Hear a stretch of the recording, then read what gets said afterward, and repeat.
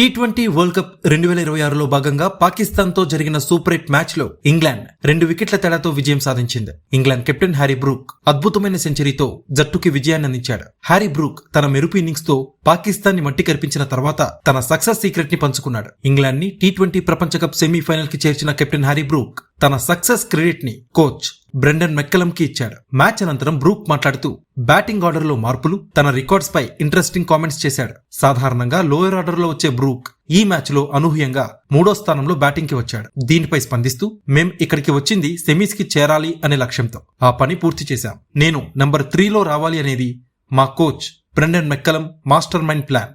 ఈ రోజు ఉదయం అతను నా దగ్గరికి వచ్చి పవర్ ప్లేని మనం మరింత సమర్థవంతంగా వాడుకోవాలి, నీకు ఎలాగో అటాకింగ్ గేమ్ అంటే ఇష్టం కదా అని చెప్పాడు. అదృష్టవశాత్తు ఆ ప్లాన్ వర్కౌట్ అయిందని బ్రూక్ తెలిపాడు.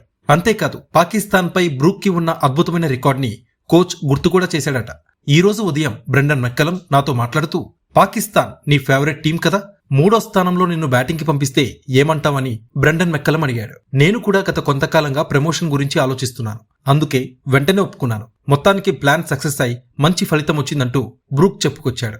అంతేకాదు ఇంగ్లాండ్ బౌలింగ్ ని మెచ్చుకుంటూ T20లో మంచి స్టార్ట్ రావడం చాలా ముఖ్యం.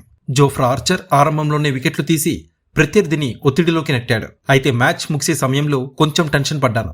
భారత్తో ఓవెల్ మైదానంలో జరిగిన మ్యాచ్ ఫలితం మళ్లీ రిపీట్ అవుతుందేమో అని భయమేసింది. కానీ చివరికి గెలిచినందుకు చాలా సంతోషంగా ఉందని బ్రూక్ అన్నాడు. టాప్ ఆర్డర్ లో మార్పులపై స్పందిస్తూ దీని గురించి నేను బ్రెండన్ మెక్కలం చర్చించాల్సి ఉంది. ప్రస్తుతానికి పెద్దగా మార్పులు ఉండకపోవచ్చు, కానీ పరిస్థితుల్ని బట్టి ఏదైనా జరగచ్చని బ్రూక్ తన పోస్ట్ మ్యాచ్ ప్రెజెంటేషన్ లో మాట్లాడాడు.